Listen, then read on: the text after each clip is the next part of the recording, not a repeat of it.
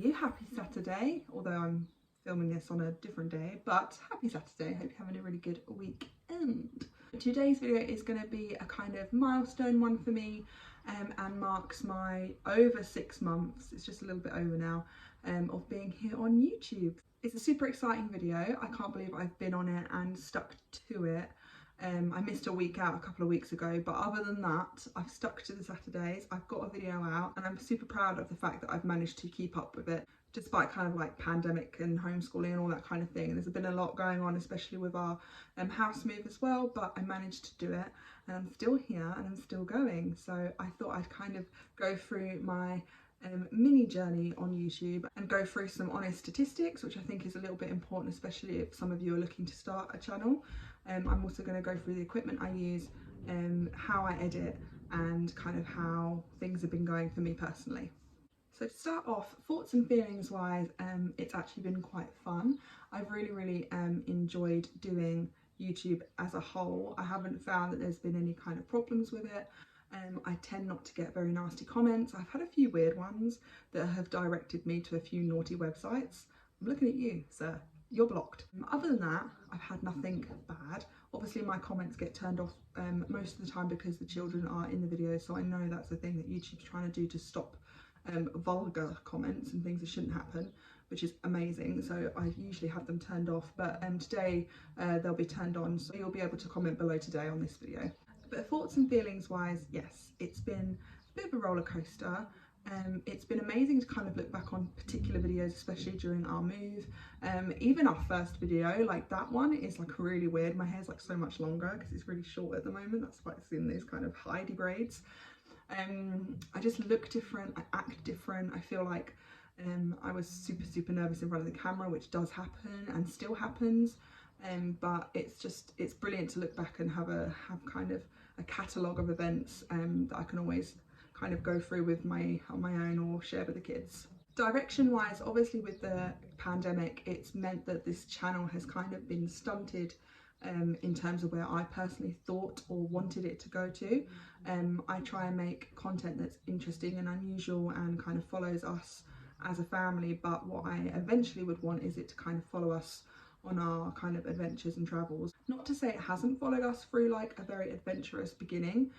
I also think beginning at a specific point with a YouTube channel is really important. I find that a lot of YouTube channels that I've watched, you don't know a lot of backstory, you don't know a lot of kind of what they went through, you don't know a lot of why they started their channel, and you don't know a lot of why they made the decisions that they make on their channel, like why they're a travel-based channel, or why they live off grid, or why they do the things they do. So I think it's super important to start a little bit before the beginning of all of that, so you can kind of see and really know and immerse yourself in a backstory.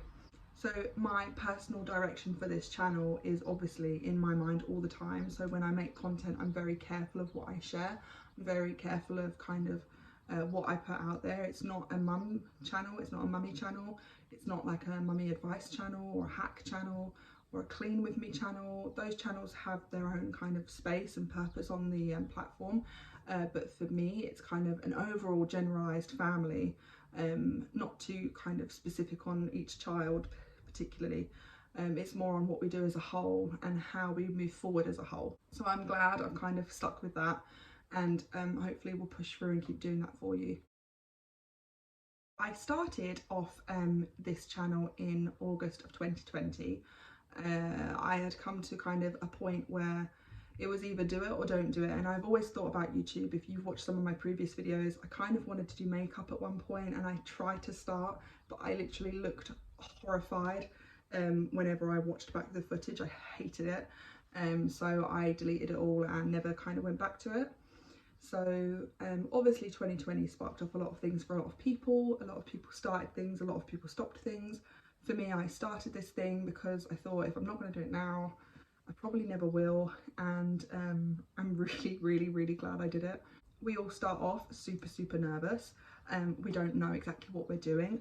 I didn't have a clue about editing, and I mean that I really didn't know how to do editing. There's a lot of people on YouTube that kind of like, I didn't know how to edit, but they were like a videographer or a photographer, or they kind of knew the basic equipment of how to kind of put a video together, but I really knew nothing. All I did was watch YouTube and turn my phone on and start talking. I kind of made sure the angle was semi-okay. I made sure that you could kind of see me and hear me, and that was how I started. So I know there's a lot of information about how to start a YouTube channel out there. This is more like a realistic take on how I began, and I will also go through the equipment and how I edit things as well after this little part. But essentially I film on my phone. I don't have a camera, I don't have a GoPro, I don't have anything like that. I literally use my phone. I use the front camera as well, which is really naughty, but I'm always worried I'm not in frame. So I tend to use the front camera, especially when I'm doing videos like this. So you will be seeing me on the front camera. That's what I'm using even now. It means the quality is not as great, but I kind of feel like, and the fundamentals for me is, can you see me and can you hear me? And that's probably the most important thing, and is the message I'm trying to get across to you working? Am I getting it across clearly enough? So am I looking you in the eye? That's also important. I never try and look at myself, because if I look at myself like I am now, you're not making kind of good contact with the people that you're directing yourself to. So I'm learning now, and I think this is the one thing that I've tried to get right the whole time, is to always constantly look at that little tiny camera and pretend that it's somebody's face or something. I mean, I just look at it and just talk because I've just built up weeks and weeks of practice. I mean, each kind of video has multiple layers of different videos within it. I mean, this one will be a straight through video, so I will be talking to you all the way through and editing as I go, whereas there are ones that are more vloggier clips. So I'm talking to you at different parts of the week all the time, and that practice is probably the only thing I think that really gets you over the hurdle of A, looking at the camera, and B, talking without fluffing up every 5 seconds. That's not to say I don't fluff up. That's why there are bloopers. That's why we edit. You don't see it, because if I just let this video go all the way through, there'd be times where I'm just sitting here like not having a clue what to say. That also comes in time. Building up vocabulary comes in time. You don't usually speak as much as you have to on a YouTube video to normal people, unless you're like in a really intense conversation. But the ums and the so's, that's my issue. So, like, it happens. See, and you'll learn to either stop saying them as often, or you'll just be really good at editing so you can get it out. Moving on to equipment, as I said, my iPhone is the SE 2020, and I use both sides of the camera. So the normal camera can be HD, or like the 4S or whatever it's called, which is even better quality. So I can always get really, really great quality on the normal back camera. The front camera I think is HD or less, so that's why it's a little bit fuzzy sometimes. But like I said, until I invest in either a camera with like a flip up thing, or I kind of learn better and push myself to use the back camera, I will keep using the front camera just for the meantime. So yeah, I have the iPhone SE 2020 and I film and edit on there as well. I don't move my videos onto computers. I literally use the iMovie that comes on iPhone, which is obviously a big bonus. I always thought editing on a phone would be really, really difficult, because obviously you've got to use your fingers and not a mouse. So I'm always like worried I'm gonna like touch something I shouldn't have, or wreck something, or delete something accidentally. I haven't found it's been a big issue. It's been pretty smooth and quite easy. iMovie itself is limiting in its ways. When I kind of see more highly edited videos from other people, you can kind of see what they're doing and realize, actually, you know, iMovie isn't built for that. You can't do those things. But I kind of put as many little edits here and there as I possibly can. So artistic style wise, it's completely up to you. If you don't want to have a real heavily edited video, you don't have to. If you don't want to put like jump clips in, or all those weird and wacky things that people do where they like throw clothes at someone and then like they're magically on them, it's completely your decision. That wouldn't particularly work that well for my channel. It doesn't really fit. My channel is a lot more organic, and I like to make my videos a lot more about music and slightly more softer editing, so that it's clean and it's easy to watch. It's not like highly intense and high energy. It's just me and my family kind of showing what we do in our lives. I think in the future I'd like to learn a few more editing techniques, but they're not like, it's not at the top of my list to learn more than what I'm doing at the moment, because I'm really quite satisfied and happy with the rhythm I've got myself into editing wise. The music I use is also from iMovie, that's why a lot of the songs are very similar. Again, in the future, hopefully very soon, I would like to kind of sign up to a music provider that hasn't got any copyright on it, and then I can kind of be a little bit more advanced musically. But again, if you have just an iPhone with iMovie on it, or Android I suppose, and the alternative, it has it all on there for you. It has sound effects, it has different fades for different scenes and cuts and things like that. I've not got the right vocabulary here, but I'm just, you know, bear with. And it's just all there, super simple for you to kind of navigate and work. There are so many videos online about how to use iMovie properly, so kind of don't just go by what I'm saying, because I'm not giving like a tutorial so much. I'm just telling you that if you wanted to start from nothing, it is just that easy. Lighting wise, natural light is the best kind of light I've found. I don't really film during the evening, it's just impossible for me, and I don't want to have a load of heavy clunky lights here at the moment because of my circumstances. So natural light during the day is the best time for me. I'm literally sat opposite a window right now, and it's lighting up everything quite well. I mean, you can kind of see things in the background, but today's a kind of sit down and talk video, so you only need to see me and my face and kind of hear my words. Other than that, the only other piece of equipment I use currently is a stand. Now Kev got this for me for Christmas. I think it's just on Amazon, and you can get some really decent good stands for cameras or iPhones or any phone really, and that's what I use. It's literally, it's got like a little tripod thing and the phone attachment at the top, and then doing this one-handed, guys, the tripod folds up and it's a selfie stick, so I can hold this outside and I'm not like swaying, because as you can see now it's not as stable because I'm using my hand and not this, but I have found that this is like amazing.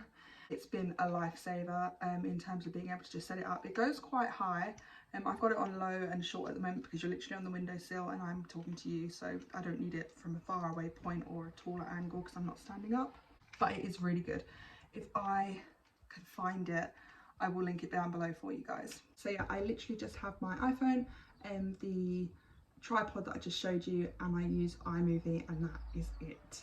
Obviously, depending on what kind of video you want to do and what you want to do in the future, your needs might be more or less than what I need. I mean, if you're kind of just out and about, you might have just a GoPro attached to your chest and that's enough for you. But if you want to do more like makeup videos or cooking videos and you need multiple cameras, multiple angles, stands, lighting, all that kind of thing, then obviously the level of equipment that you need is going to go way up. My stats, which I think is really important for somebody who is doing this extremely organically. I don't have an Instagram, I do not have Twitter, I do not have TikTok, I do not have, I think, is that it? Well, I don't have any of those. And there's a reason behind that. If you guys want to know why I've chosen not to have any social media handles attached to this channel, then I can do like a whole video on how I feel about social media and those specific platforms, but I don't have any of those. I have Facebook, that's another one. I don't have any of that. The only thing I have attached to this channel is a blog where I write either similar articles to what I say online, or I write very different ones. So if you are looking for more content from me, please follow the link below, and you can, I think I've been doing that blog for, this would be my 3rd year, so there's quite a few posts on there to look through, and a lot of it is stuff that I don't necessarily say on YouTube. So please go down below and follow the link and you'll see kind of more from us. But essentially all I have is a YouTube channel and a blog. I sometimes advertise the YouTube channel on the blog. I don't often say about the blog on the YouTube channel other than today. Little shameless plug there. But that's it. So I have no other followers on any other platform whatsoever. I have an old art account on Instagram which I'm currently trying to delete. That has 70 followers on it. So and none of them know about this side of things because I never show my face. And it's more about art and making art and things like that. So I have currently 82 subscribers at the moment, which is in 6 months. That's completely organic reach. Nobody has come from any other place other than potentially my blog. I have 115 followers on my blog, so you can understand the kind of, it's not all going to be from people from that platform. The kind of real watch time of my videos is around 5 minutes, which isn't great, but my videos are extremely long. I make one video a week, so I always make sure that video is at least 15 to 20 minutes long. It usually goes over that, unfortunately, but I think a nice juicy long video once a week for me is kind of enough, and I can put all that energy into that rather than kind of like 4 or 5, 10, 15 minute videos a week.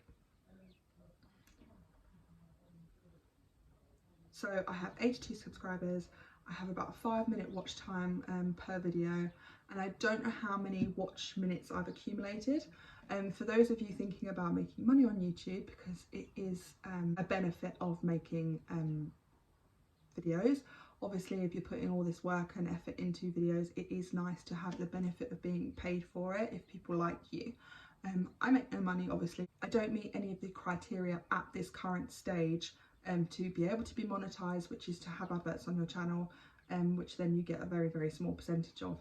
I also haven't been approached by any brands or any companies or anything at this moment in time. For that, you need at least 1,000 subscribers and at least 4,000 watch minutes in that year that they're looking at. So that's just some information I wanted to share with you so that you could kind of get an idea of how an organic channel has reached in 6 months. And like, if you're thinking about doing it, it really is not a short-term thing unless you're making very different videos, very kind of viral videos, very clickbaity things, and which isn't a problem. I mean, I don't agree with them necessarily. I think that's what clogs up a lot of more creative and artistic people that are trying to get a lot more known for really important things.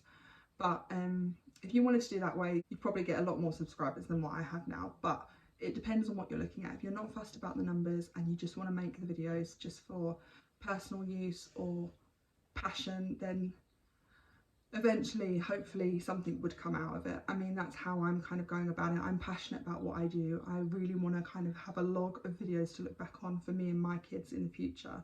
And I know the content I'm making isn't particularly widespread, it's very niche. So I'm already aware of the fact that I'm not going to be like a YouTube sensation. It's not even in my mind to be like that anyway. It's more just to kind of get more of me out on the internet. And also I love making videos. I really enjoy it. It's just been really fun. So that's my stats and equipment that I use. And lastly, advice. I think I've already kind of dropped in some advice throughout this whole video, but I think the main key pieces of advice is to just go for it.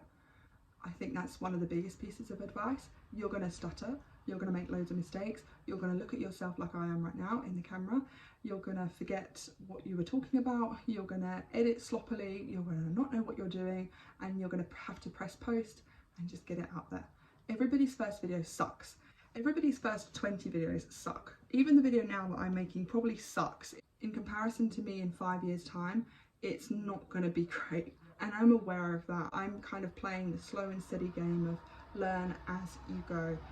Get comfortable and confident as you go. You're not going to be perfect. And for me, a Capricorn who's very perfectionist, by the way, it's not easy to break that. But I would just say, just make a video, watch it and rewatch it and rewatch it. Is it something that you could see yourself doing? Is it something that you enjoyed? I don't think the first video is particularly enjoyable for anybody. It wasn't enjoyable for me. I pooed my pants and it took me ages to post it, but I just did it, put my phone to the side, forgot about it, worked on what I was going to do for the next week, I don't plan my videos particularly, so whatever comes to mind or whatever I'm passionate about speaking about, whatever I really want to show you guys is what happens on my channel. But I would just say, just go for it if you are thinking about it. My second piece of advice is don't think about the numbers. It sucks, I know, to see all these millions of people making millions of money with millions of subscribers, but if you're not in it for that and you are in it for what you love, it won't matter, because the people that watch you will love you and enjoy you as a person, as a creator, and they will want to follow you forever because they trust and believe in what you're doing, and that's more important than thinking about the numbers. And thirdly, don't think about how much equipment you need and how much money you have to spend just to start a YouTube channel. I spent nothing. I just paid for my phone contract. I got a tripod for Christmas and I just work it that way. Obviously my videos aren't high quality. Whether or not that's got something to do with how little subscribers I've got, I don't really care. This is how I like to do it. I like to do it comfortably and slowly, and if there's something I need or something I want, I can either put it on a birthday or a Christmas list, or I can work towards it if it's that important to me and I can see myself doing this long term. The problem with YouTube is that people think they have to have it all at the beginning, and you really don't. As long as you've got something to see you on and something to hear you on and something to kind of upload on, then you're all good. So yeah, my 6-month YouTube journey has been pretty fantastic. I've loved every minute of it. I have pushed myself in ways I never thought I would. I've battled with my own issues about even just looking at myself on camera and talking on camera and getting content out there, but I am really proud of myself that I've even started this. I'm really excited for the next 6 months, 2 years, 5 years, 10 years. I don't know if I'm going to make these every month things. I'd probably do like a year revision of like how it's been, and maybe like a 5-year or a 2-year or whatever, but I thought like the first 6 months is such an important part to somebody's YouTube channel, and I just wanted to kind of give you my insight as to how I've done and like the realities and realistics of YouTube itself. So I hope you enjoyed my video today, and some of my words of wisdom have hit some of you in some way. I will be back next week with something lovely for Saturday. So yeah, it's been lovely. Thanks for sticking by me, and thank you to all of my amazing 82 subscribers. It's been wonderful. Please comment down below with anything that you want to ask or talk about, and we can start like a little conversation in the comments. Like, subscribe, do all that blah blah blah, and yeah, I shall see you next week. See you later guys, bye. On YouTube, so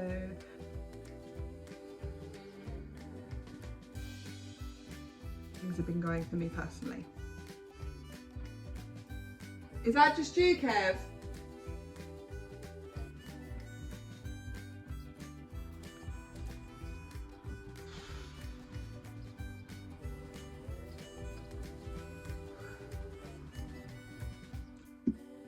Oh, I'm running out of breath.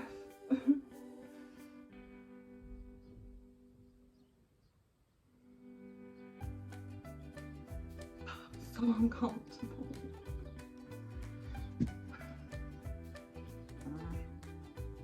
Because I don't know, because I've just built up weeks and weeks of practice.